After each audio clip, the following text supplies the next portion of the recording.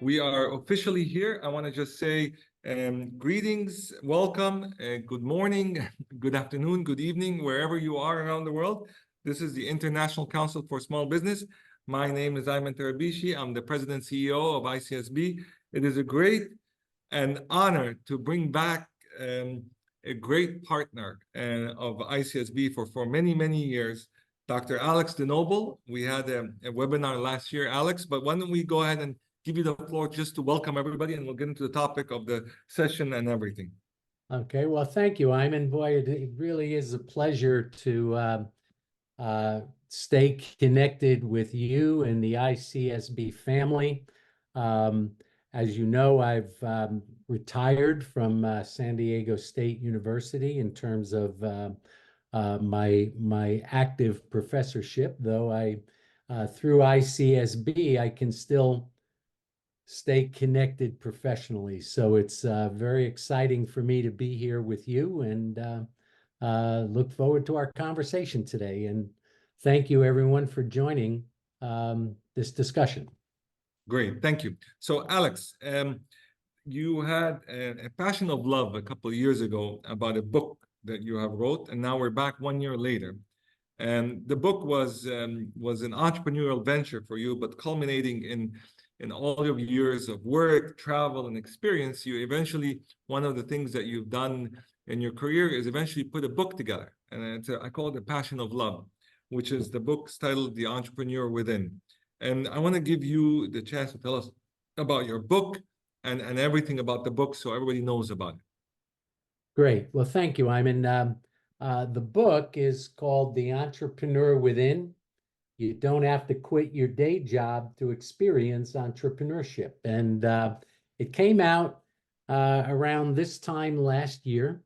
And I've had a chance to participate in a number of different podcast discussions, class discussions, and interacting with executives throughout the year. And I'm convinced more than ever now, innovation and entrepreneurial mindset and entrepreneurial behavior is absolutely critical as we go through periods of great transition. And I fundamentally believe that there are many people inside of existing companies who have ideas on how to keep their organizations relevant and in pursuit of new business opportunities. And I wanted this book to be a roadmap for people that have ideas but are unsure how to navigate the corporate roadblocks that may inhibit them from really engaging in entrepreneurial behavior. And Alex, the book itself, The Entrepreneur Within, gives, as you said, a roadmap moving forward. So let's start with the pre. I want to just take this kind of your input based on the book, kind of like what stops entrepreneurs from starting a business? You know, that's a lot. We teach a lot of students, we teach a lot of people here, and then there's this misconception that there's a lot of roadblocks and setbacks and obstacles that entrepreneurs hinder them from starting a business. So based on your book and your experience, what's your reaction to this? So what's your feelings about this? Well, a lot of it is mindset, Ayman. And so when you talk about starting a business, we have to really look at context. And one of the context is people setting out to create their own company. And that's starting a business. This book is really about starting a business inside of an existing company. So helping your existing company come up with new products to offer to the market, or even new lines of business to get into. So a lot of the entrepreneurial process is relevant whether you're doing your own startup or starting a business or helping your company pursue new avenues of business without having to quit your day job. What stops people, I believe, is mostly mindset, um, a belief in one's own abilities. As you know, for many years, I've studied an area called entrepreneurial self-efficacy, and it's a belief in one's own abilities. And I think that there are people inside of companies who have great ideas, and for one reason or another, want to stay with their existing company and want to help their company remain relevant in the face of very significant change. But they don't know how to approach it. They don't know how to build um, um, support mechanisms inside of the company, getting the buy-in and framing their ideas so that decision makers can fundamentally see the value in it. So, um, it's the lack of that knowledge about a pathway of how do I go about doing this. We talk about mindset, Alex, and you said a very important word that a lot of individuals respond to and understand and nod their heads here. But till today, I've seen so many different definitions of a mindset, right? What does a mindset mean to you? Because this is the core of your book, this mindset. What does mindset mean to you? As somebody working inside of a company, a belief that you can be a difference maker, a belief that your ideas could have impact, and that your ideas could help propel your company forward. So part of it is a belief in your ideas, and part of it is a belief in your ability to execute on those ideas. And so for me, mindset really is somebody that um, uh, proactively sees opportunities, sees the kind of changes that we're all facing today, from emerging technologies, generative AI, drones, other emerging technologies, and see how these emerging technologies can impact future business models and create new opportunities. So whether it's technology driven or social driven, a person with an entrepreneurial mindset proactively seeks opportunities for improvement. And this is a clear distinction here, and this is where I need your help. And a person in a company that's working there for 3, 5, 7 years, and they see how the company is operating, and this person has an entrepreneurial mindset there, right? And they have the fire, they have the propensity, they have the vision, or they have the initiative. What about these individuals? Tell me a little bit about these individuals.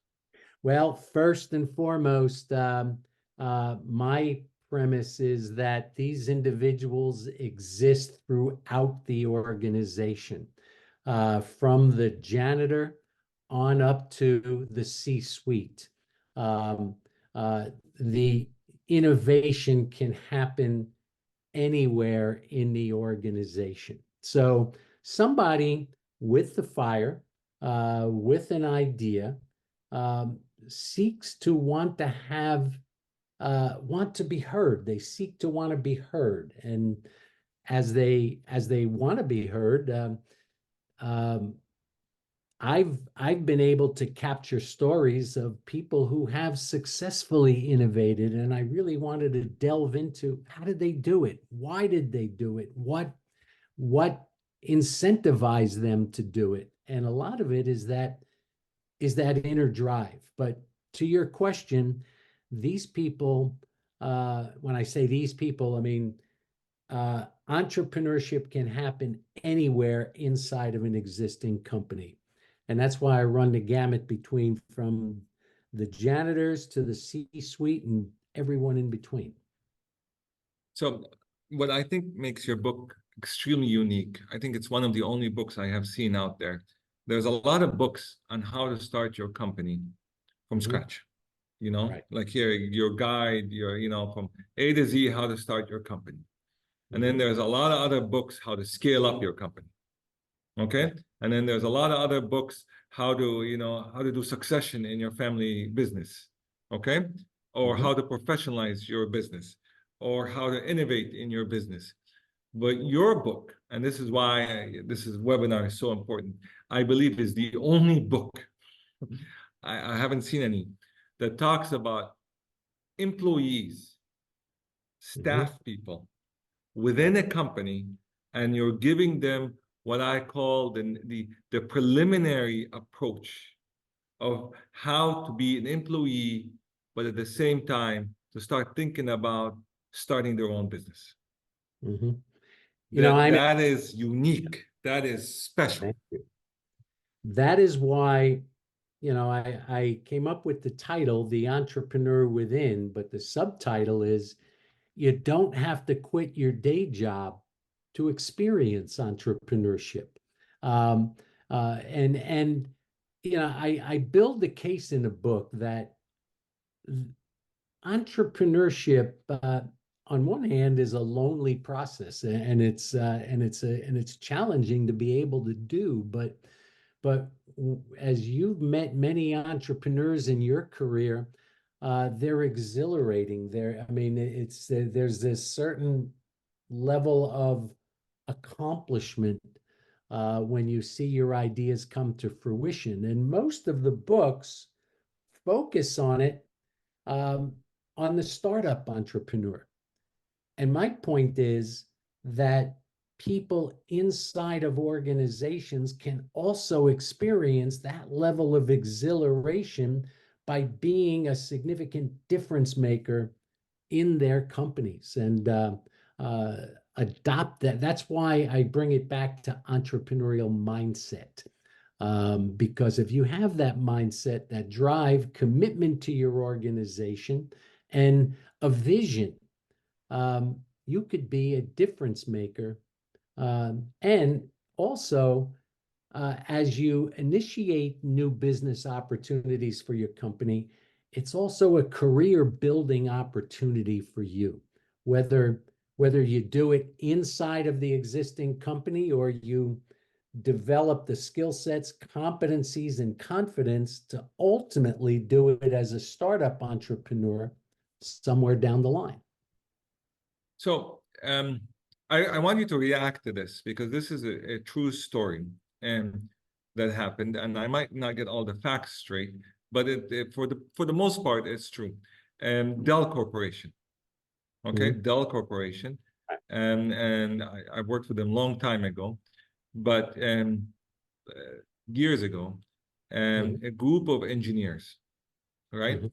and decided at one moment of time that they were going to quit the Dell Corporation and start their own company. Mhm. Okay, because they had an idea, and Right. their idea was to start a company that will take everything on your computer that you already have, your files and everything like this, and store it on servers, which is what we call the cloud now. Right. Okay, and so now this is common sense. Everybody does it. They store, you back up your computer to the cloud. This is before even the concept of the word cloud existed. Mhm. Mhm. Okay, and they came up with it and decided, I'm not sure how many of them, but let's say 3 or 4 of them or 5 of them, decided to resign all at once. Okay, Mhm. and when that happened, Michael Dell, or the leadership that told Michael Dell that these engineers are leaving, and he was curious, or he was inquisitive as to why. Mhm. Okay, and he approached them and asked them as to why, the reason they're leaving, and they said that they had this business idea, and this business idea, they felt that it will not be very difficult for Dell to do it, because it's not in their core business, which is manufacturing computers, servers, and all that stuff.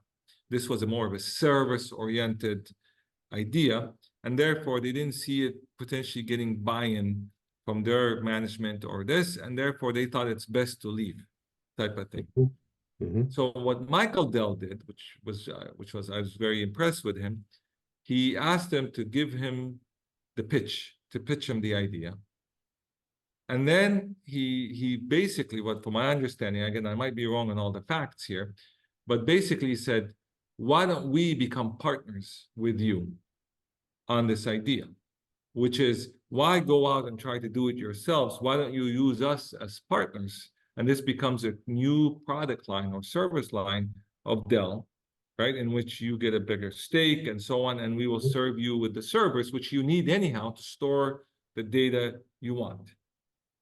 And that intervention that he did launched a new product line for Dell Corporation called Carbonite.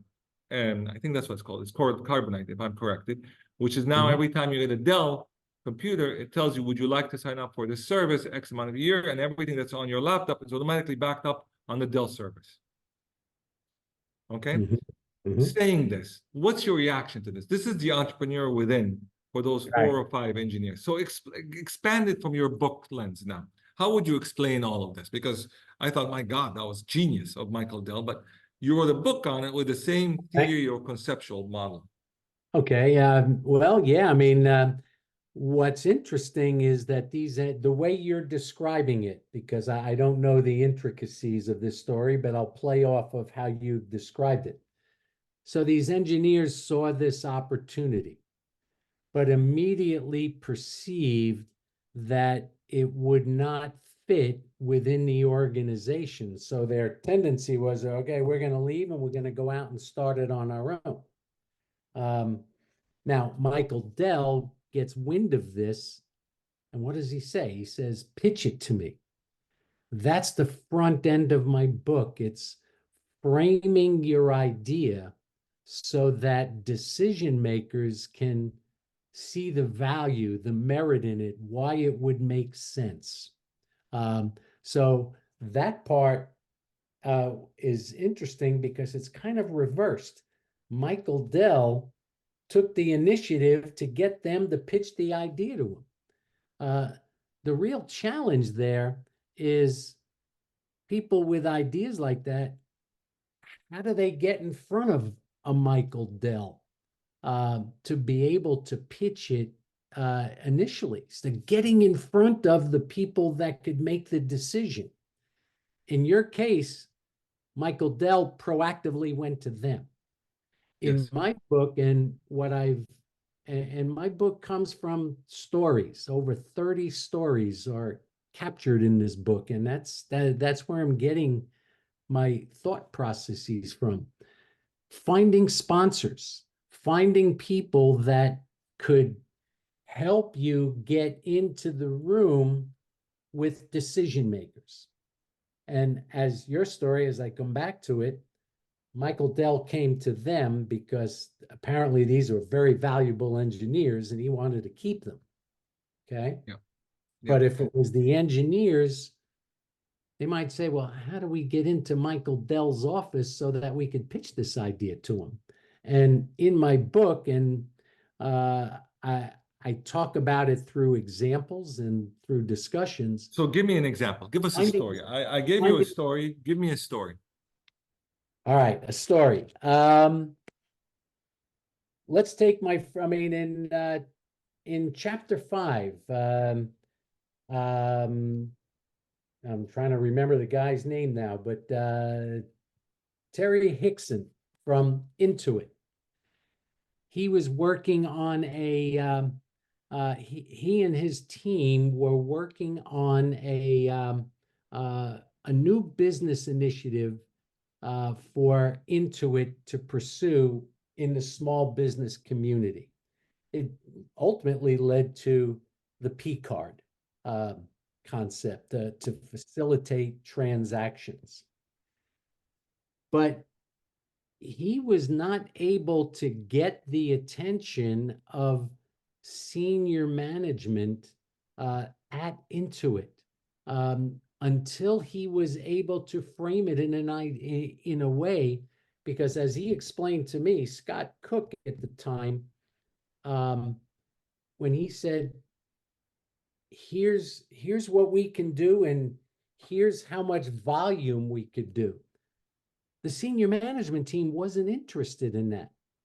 They wanted it to be expressed to them as what kind of significant problem are you solving? And until he figured out the right way to pitch to senior management, it wasn't going anywhere. But when they demonstrated problem to be solved, and in that case, he described to me how he was able to get significant advice from sponsors that helped him to reshape the pitch in a way that made sense for the senior management at Intuit in the context of problem to be solved. Now, in the same chapter, I contrast that story to a guy named Joe Kipe, who was in the food service business. And when he pitched an idea to take this company into a new segment of the market, he said to me, Alex, in order for this to happen, I had to show volume potential to my CEO before they would buy into it. So here are two different examples of how to frame it so decision makers can understand it. Joe Kipe in the food service business, he had to frame his idea around volume potential. Terry Hicks was trying to frame his idea around volume, but in order for him to get heard, he had to frame it around problem to be solved. And so understanding how to pitch and frame your idea so that decision makers can understand it many times requires sponsorship and mentorship inside of your company to help you really understand how to frame it. Very, very important, and sponsorship and mentorship opens doors for you, as you said. But let's talk about the different types of people within an organization. You got your analyst or level entry, then you got your mid managers, and then you got your managers, and then you got your directors, and then you got your VPs. These different levels have different access and credibility. Right. You know what I mean? A young kid coming in or a young woman coming in at 25, 24, and she's talking about using AI to streamline human resource will not get, any minute with anybody. But look what AI has done to many corporations. It has revolutionized. So how would you talk to the different levels here? What are the things that you see, regardless? You say, at different levels, there are key things that you might be kind of paying attention to. What might that be?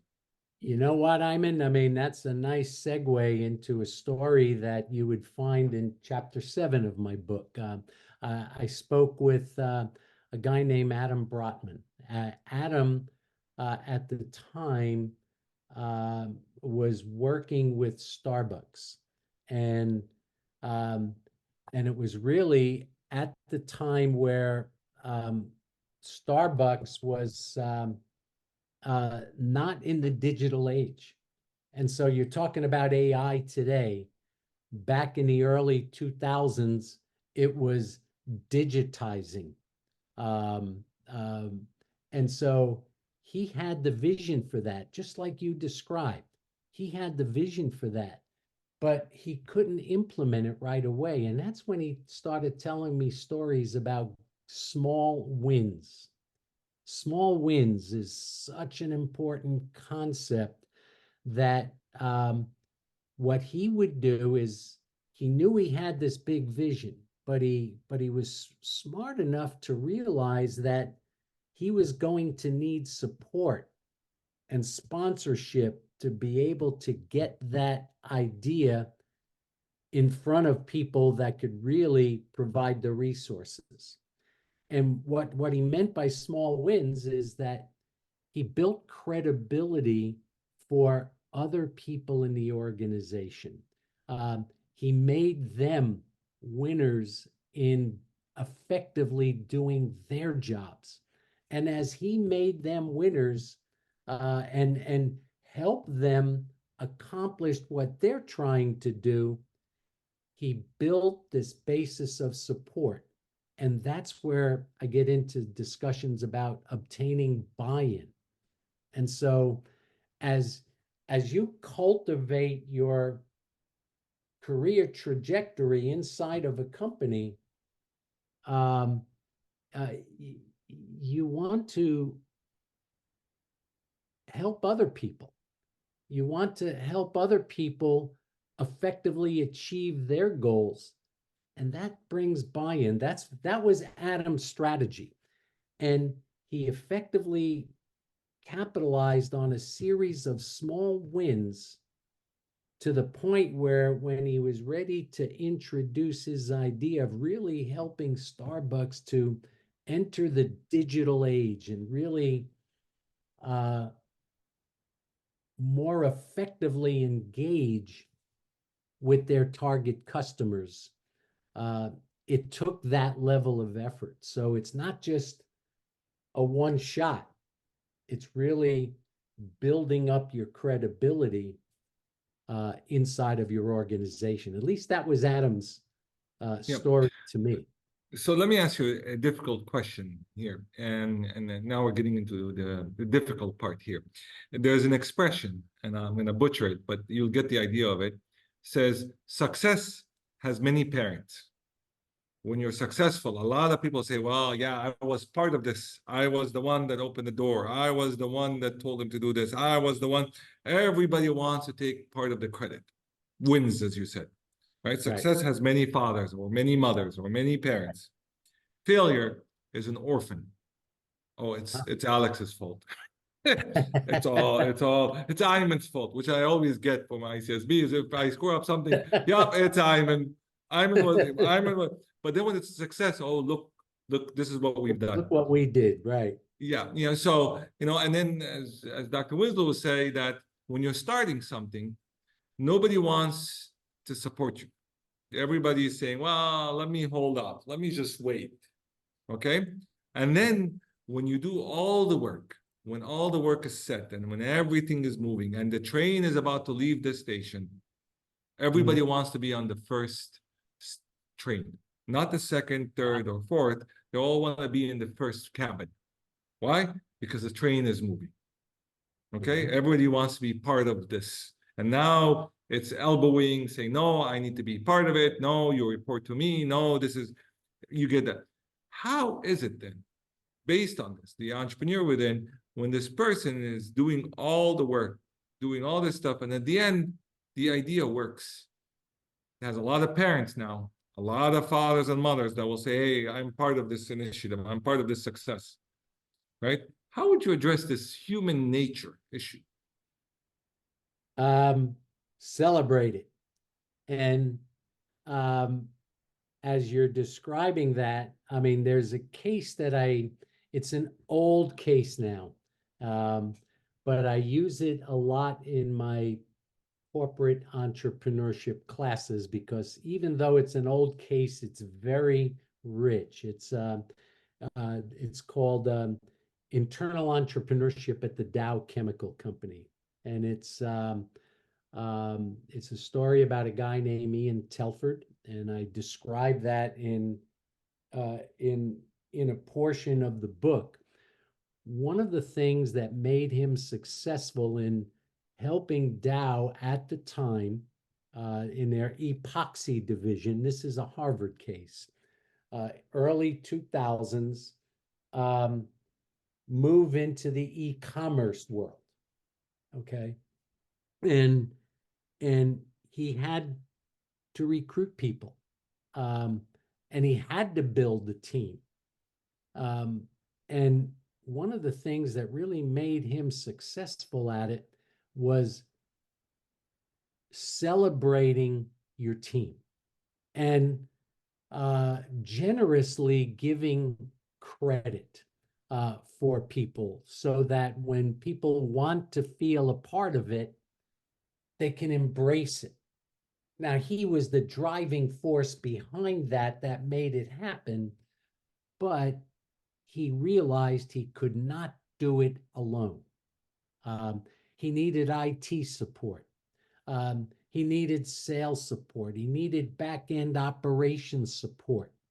And so when you're trying to do this inside of a company, you are part of a team.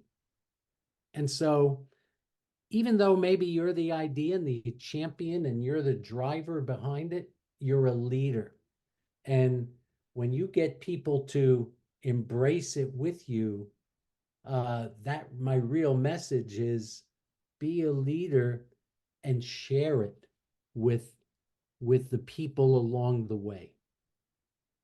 So another difficult question, Alex. Again, I promise you I'm going to escalate it here. The question here. Not an easy one. No, But but go this is a ahead. difficult one here. Okay. But let me ask the question. Do you see a gender issue here? Because the examples so far are all men.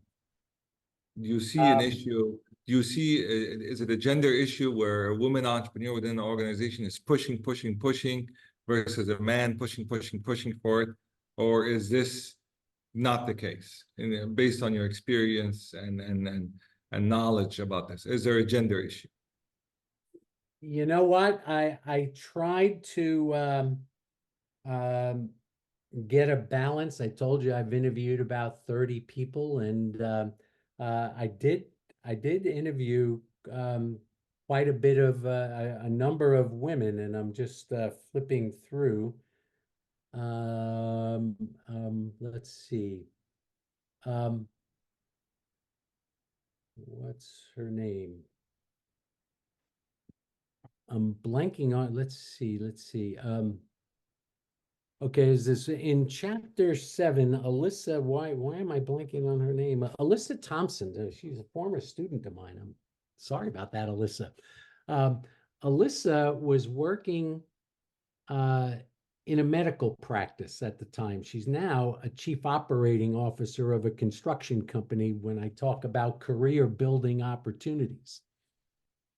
And I said to her, I mean, so Alyssa described a training initiative that she tried to implement inside of a national network of healthcare providers.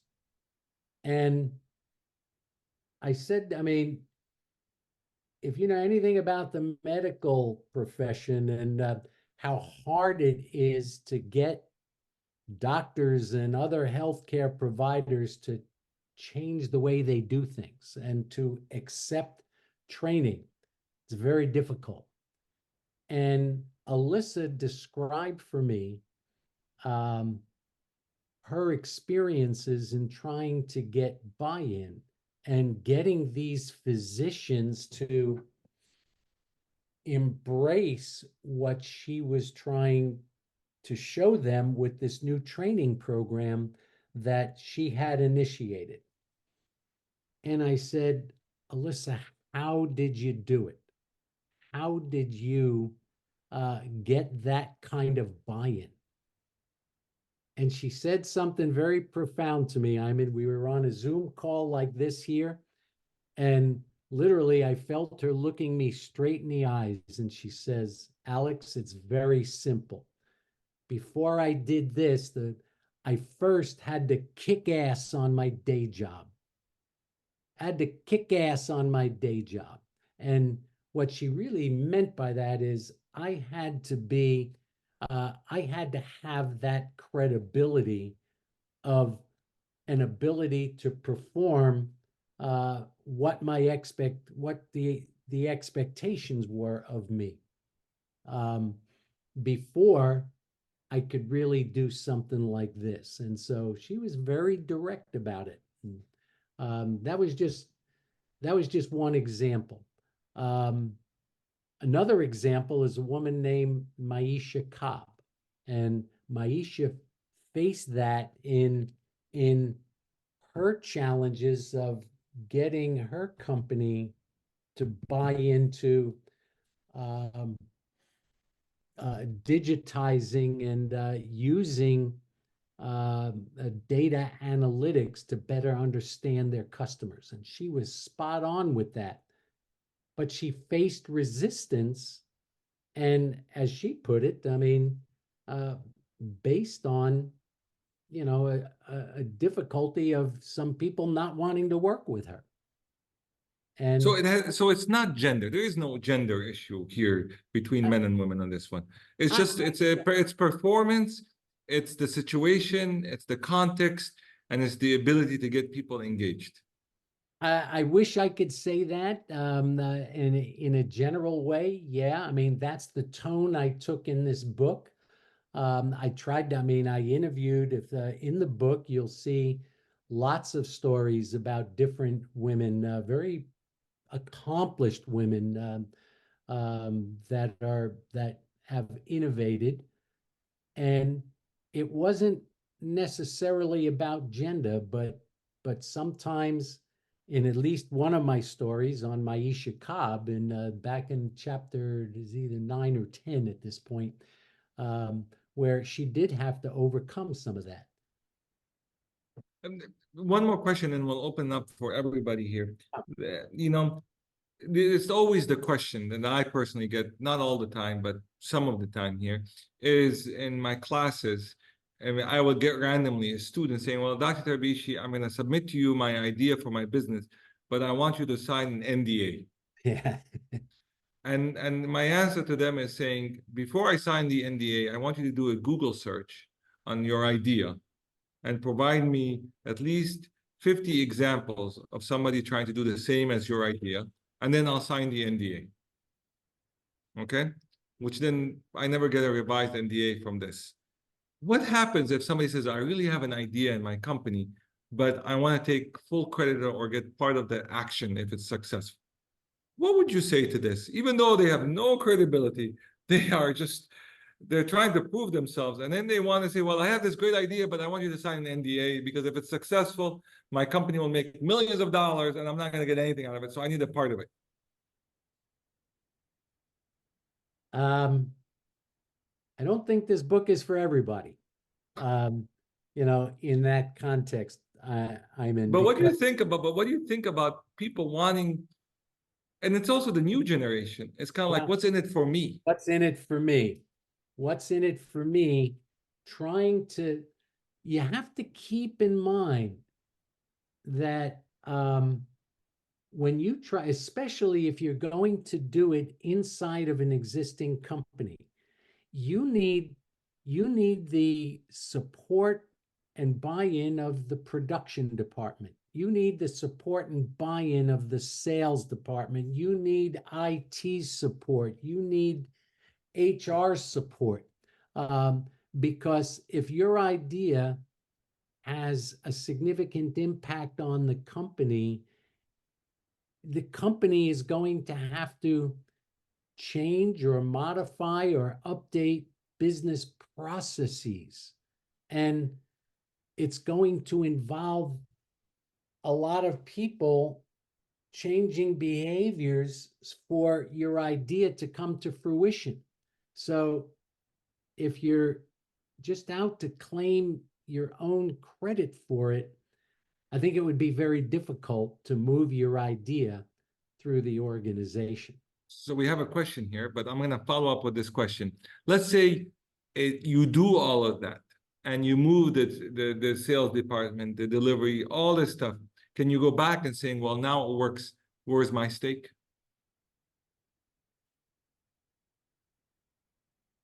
Um,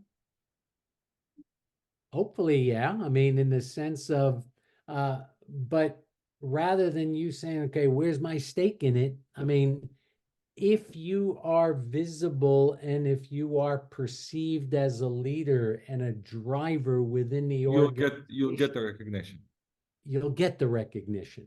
But And I think that's a big part of it. I so mean, let me ask you this question here because the questions are coming in now. See, I asked difficult questions. Now the questions are coming in. And they're going to be more difficult. Question.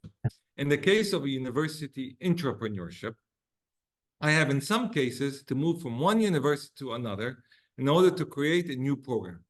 How do you compare the case of commercial businesses and universities in terms of entrepreneurship? Excellent question. Um, So well, you've been with San Diego State University now yeah, forever. So, yeah, and they've been good to you, and and then they right, entertain all your crazy ideas. right. So, Uh, explain. well, that's a great question because on the introduction of the book, and I had to establish my own credibility. And I said, look, I am an employee of an organization. A university has a president. A university has deans, which are like department heads. A dean of a college has department heads within that college. So you've got the organizational hierarchy, and in trying to get a new project approved. So when we wanted to create a new program in entrepreneurship, we wanted to uh, create our cross-campus entrepreneurship minor. I'll give an example. We had to get permissions of 7 different layers uh, through the organization. And for something like that to happen, we needed buy-in along the way. We had to frame the idea so that various decision makers could understand it. We had to get support and buy-in from the units within the organization that were going to um, be impacted by it from a student perspective and so forth. So um, I have been part over a 40-year career of many new initiatives, taking our program and for a number of years moving it into Taiwan and doing something like that. Now, I wasn't the initiator of that, but I was part of that team to ultimately make it happen. So, in answer to that question, on the introduction of my book, I had to establish credibility because I've had 40 years as an academic. For 40 and amazing years, Alex. and in those 40 years, they're saying, well, what did you do in entrepreneurship? Well, I mean, this is a university is an organization. And I believe that I was an academic entrepreneur. Now, I've worked a lot with companies outside as well, but my primary was a desire to innovate inside of an existing organization. Okay, so we're heating up now. The water is about to Right. boil. Okay, so this is another question. Dr. Alex, thanks for sharing your insights on the entrepreneurship mindset. To build an entrepreneurship within mindset, it requires an organizational culture, I must say also climate, that accommodates such a mindset. Do you have any advice for organizational leaders to cultivate and promote such a climate or culture within their company? Excellent question by Dr. John Um, Ho. that's um, my last chapter in the book. I mean, the first 11 chapters were all about how can you, as an individual with an idea, um, shepherd your idea through the organization. So the book is very individually oriented. Um, the last chapter, I wanted to speak to organizations about this particular question, about how do you create a culture for innovation and entrepreneurship to exist within the organization.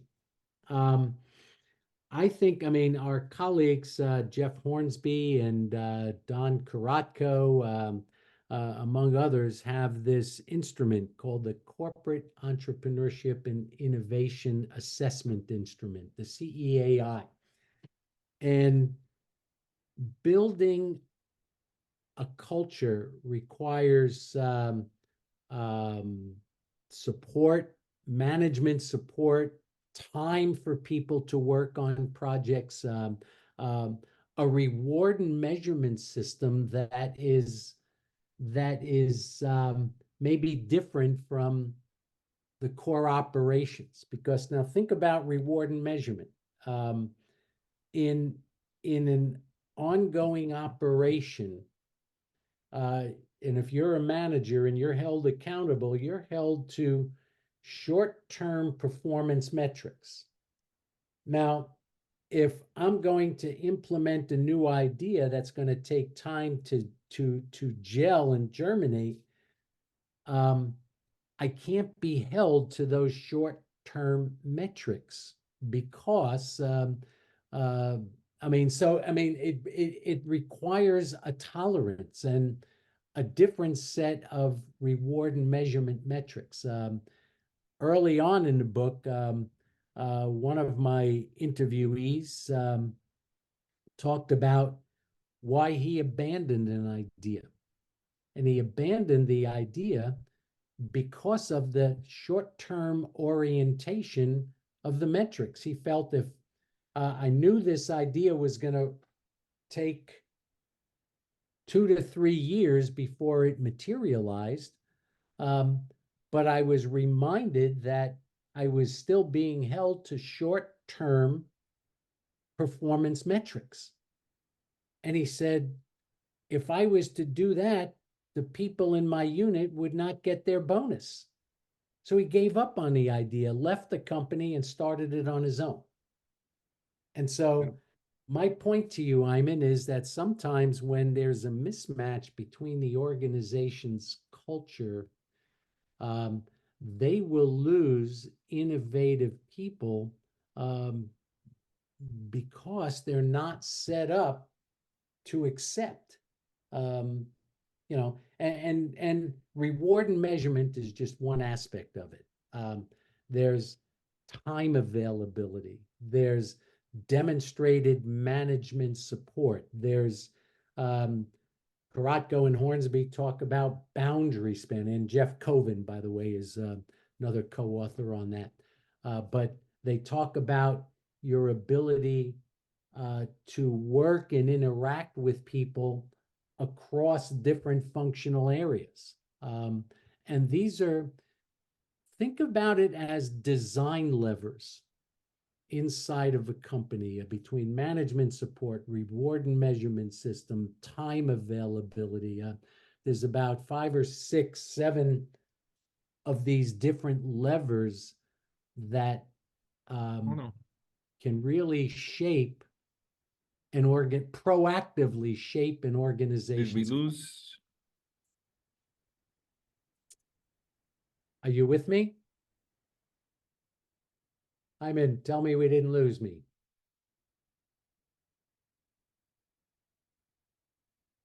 Hello.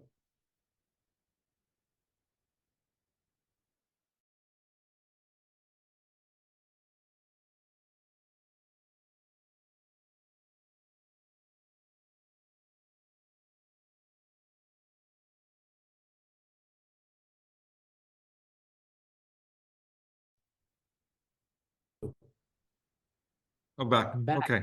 Yeah, just never mind. Sorry about that. I'm sorry about that. No, continue, please. Just to finish